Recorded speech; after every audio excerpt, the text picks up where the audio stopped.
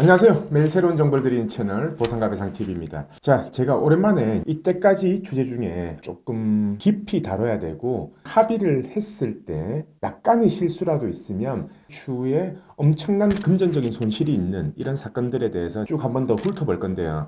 자, 오늘은 제가 어떤 주제로 할 거냐면요. 교통사고로 인해서 중상해를 입었어요. 그래서 평생 또는 장기간 간병인이 필요한 그런 환자들 같은 경우에, 피해자들 같은 경우에 합의를 엄청 신중하게 해야 된다고 했습니다. 자, 합의를 할 때는요, 신중하게 하라. 이 말은 뭐냐면 금액도 금액이지만 합의 시기, 그리고 합의를 해야 될지 소송을 해야 될지, 손해사정사를 선임해야 될지 변호사를 선임해야 될지, 이런 부분에 대해서 명확하게 파악을 못 하시는 분들을 위해서 제가 오늘 설명을 좀 드릴 건데요. 자, 예전에도 제가 언급하고 넘어갔었지만 우리가 중상해나 아니면은 간병인이 일정 기간 이상 계속 필요한 사건, 그리고 간병인이 평생 필요한 사건, 이런 사건 같은 경우에는 저는 합의보다는 소송을 하라고 했습니다. 자, 오늘은 왜 소송을 해야 되는지 그 이유에 대해서만 제가 말씀을 드릴게요. 자, 이렇게 생각해 보시면 됩니다. 우리가 합의를 한다는 거는요, 예를 들어서 사고가 났어요. 그래서 한 1년이나 2년 정도 치료를 받았습니다. 근데 앞으로도 계속 간병인이 필요한 상태고 앞으로도 후유증이 계속 남고 후유장애가 남을 상태가 된 거예요. 자, 그 시점에서 만약에 합의를 할까 아니면은 소송을 할까, 손해사정사를 선임할까 변호사를 선임할까 고민하시는 분들이 있어요. 결론은요, 합의는 하면 안 된다. 저는 이렇게 말씀을 드리고 싶습니다. 뭐 때문에 그런지 제가 설명을 드릴게요. 앞으로 평생 간병인이 필요해요. 그러면은 우리가 합의금을 산정할 때는요, 예를 들어서 50세 남성이 사고가 났다 쳐요. 그러면은 평생 간병인이 필요하다는 거는요, 보통 남자의 평균 연령이 80대 초반까지죠. 그러면은 50세부터 80세까지 한 30년 정도 남은 겁니다. 우리가 보험사로부터 보상을 받을 때는요, 30년 동안의 간병비를 보상받는 게 아니에요. 왜? 마비 환자 그리고 중상해 환자 같은 경우에는 여명 단축 기간이라고 있어요. 그만큼 운동을 못하죠. 그리고 간병인을 도움을 받아야 되고 일반인처럼 영양 섭취가 안 될 겁니다. 그렇기 때문에 중상해 환자들 같은 경우에는 일반인이 사는 것보다 여명이 단축된다 라는 게 여명 단축 기간이거든요. 그래서 보험사하고 합의를 할 때도요, 이 여명 단축 기간을 고려해서 합의를 해요. 무슨 말이냐? 여명 단축이 50%다 라고 한다면은 50세부터 80세까지 30년을 더 사는 기간을 간병인을 계산하는 게 아니라 그의 50%인 15년만 계산한다라는 거죠. 자, 이 경우에는 50%라는 가정하에 15년이 나온 거고요.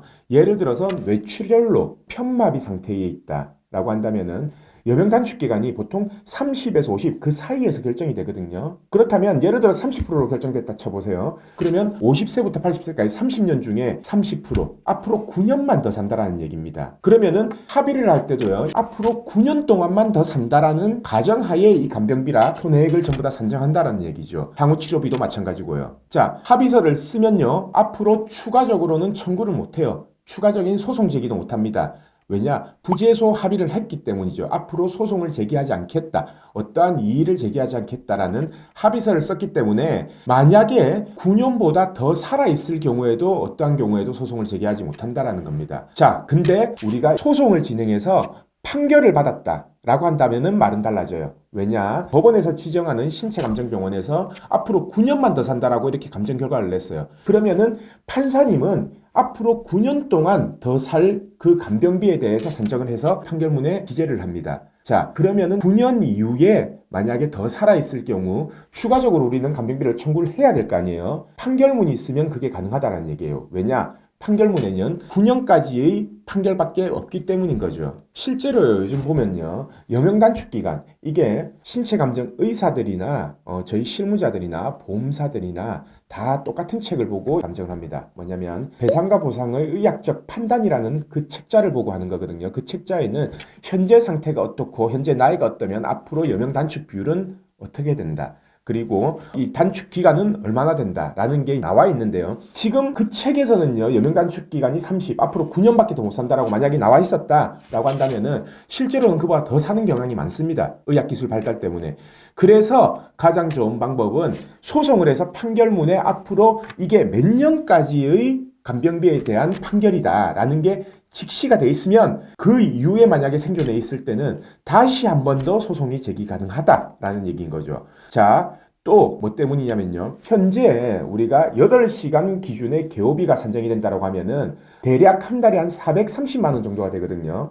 근데 그거는 현재 물가 기준이죠. 10년 뒤에 다시 소송을 제기해서 간병비를 청구한다라고 하면은 아마 430만 원은 물가 상승률에 따라서 두 배인 한 860만 원 정도가 책정이 될 겁니다.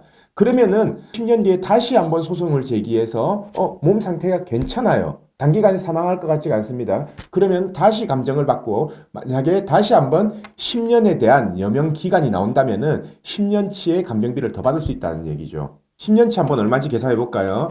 자, 800만 원이에요. 그 당시 10년 뒤의 물가 기준으로는 800만 원이 1년 동안이면은 1억 정도가 되는 거죠. 그러면은 10년이면 결국 10억에 대한 돈을 앞으로 한 번 더 소송을 제기할 수 있다는 얘기입니다. 그래서 합의를 충분히 고려하고 해야 된다라는 얘기인 거죠. 저는 항상 그렇게 얘기를 합니다. 손해사정사를 선임하는 사건하고 변호사를 선임하는 사건하고 어떻게 구분할 수 있냐라고 한다면요. 영구장애가 무조건 나오는 상태다라고 한다면은 무조건 변호사를 고용해서 소송을 하는 게 훨씬 유리합니다.